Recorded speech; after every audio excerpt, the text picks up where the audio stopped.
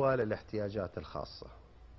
أقام معسكر استعدادا لدورة الألعاب الأولمبية للمعاقين اللي هي بار أولمبيك اللي أقيمت في لندن. دائما دورة الألعاب الأولمبية تقام في لندن وبعدها تقام دورة الألعاب الأولمبية لذوي الاحتياجات الخاصة. أقيم معسكر في تونس قبل الأولمبياد بكم شهر. هذا المعسكر كان فيه مخالفات، وجانا اللاعب عبد الله الفيفي، هو لاعب منتخب المملكة لألعاب القوى للاحتياجات الخاصة عدو 100 متر، ومعاه علي البيشي أيضا أحد نجوم منتخب المملكة لألعاب القوى للاحتياجات الخاصة. علي البيشي في رمي الرمح.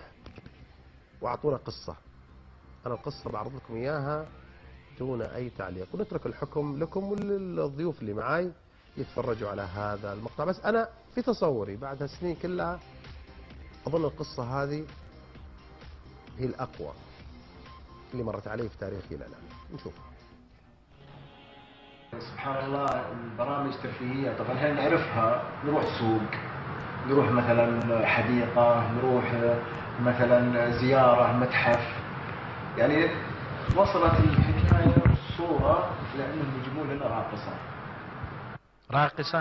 جاتنا رقاصة طبعا للمعسكر، وكان موجود الإداريين، بعض اللي طبعا كان موجود مدير الاتحاد إبراهيم السويلم، وكان موجود رئيس اللجنة الفنية في الوقت علي الغامدي، والمدرب كان موجود في البداية ومشى. طبعا هو اللي وصل الظاهر اللي وصلها أو مشى ما أدري، بس إنه الراقصة كانت موجودة.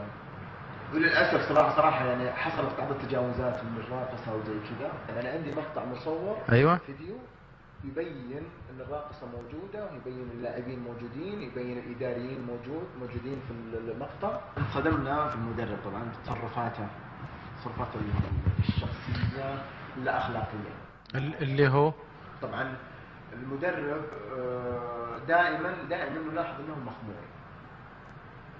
مخمور في جميع الاوقات.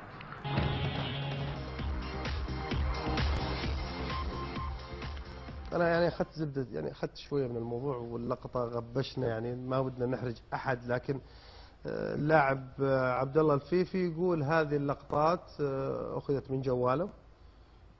طبعا فيها وجوه ناس طاهرين احنا غطيناهم، ما نبغى مشاكل، ما نبغى خراب البيوت، بس في الأخير إنه يعني عبد الله الفيفي يقول إنه هذا فلان وهذا فلان وهذا فلان، واللقطات واضحة أنا شفتها الحقيقة. معسكر منتخب جالسين والشباب مبسوطين، ويقول اللاعب انه كلم الاتحاد وتعمل تقرير فيها وما يعرف ايش صار فيها. هناخذ الرد من الطرف الاخر اللي هو طبعا الاتحاد السعودي للاحتياجات الخاصة. كلمناهم واخذنا منهم رد على هذه القصة الحقيقة العجيبة.